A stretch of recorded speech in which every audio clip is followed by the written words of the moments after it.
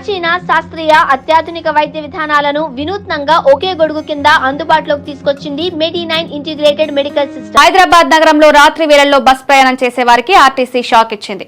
ఆదాయం లేకపోవడం, సరైన ఆదరణ లభించకపోవడంతో నైట్ రైడర్ సేవలను నిలిపివేస్తున్నట్లు ప్రకటించింది. రాత్రిపూట ప్రయాణికుల అవసరాలను దృష్టిలో ఉంచుకుని 2022లో ఆర్టీసీ నైట్ రైడర్ సర్వీసులను ప్రారంభించింది.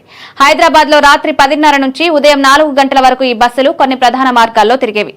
అయితే ప్రయాణికుల స్పందన అంతంత మాత్రంగా ఉండడంతో ఈ సేవలను నిలిపివేయాలని ఆర్టీసీ నిర్ణయించింది. హైదరాబాద్ లో రాత్రి వేళల్లో ప్రయాణ సౌలభ్యం కోసం ఆర్టీసీ పటాన్ చెరు, Chandrayangutta, Charminar, Afzalgunj, central bus station, Dilsukhnagar తదితర ప్రధాన ప్రాంతాల్లో నైట్ రైడర్ బస్సులు నడిపింది. ముఖ్యంగా Secunderabad to Patancheru, CBS to Secunderabad to Charminar వంటి రూట్లలో సేవలు అందించేవి. ఇకపోతే హైదరాబాద్ నగరంలో డే టైంలో బస్సుల్లో ప్రయాణించే వారి సంఖ్య భారీగా పెరిగింది. మహాలక్ష్మి ఉచిత బస్సు ప్రయాణ సౌకర్యం అందుబాటులోకి వచ్చిన తర్వాత రద్దీ 2 రెట్లు పెరిగింది. ప్రయాణికులకు ప్రైవేట్ క్యాబ్ సర్వీసులతో పోలిస్తే ఆర్టీసీ బస్సుల్లో తక్కువ ఖర్చుతో ప్రయాణించే అవకాశం ఉన్నా సరైన ఆదరణ మాత్రం లభించలేదు. లాస్ట్ మైల్ కనెక్టివిటీ సమస్య, రాత్రి సమయాల్లో ప్రయాణికుల కొరత వంటి కారణాలతో ఆర్టీసీ ఈ సర్వీసులను కొనసాగించడం కష్టమైంది.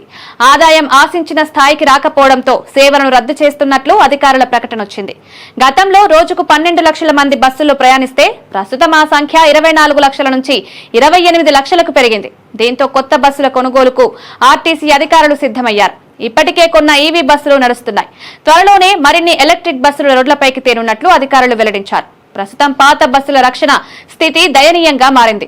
పాత బస్సుల కారణంగా వెలువడే పొగ వల్ల నగరంలో కాలుష్యం పెరుగుతోందని అధికారులు గుర్తించారు.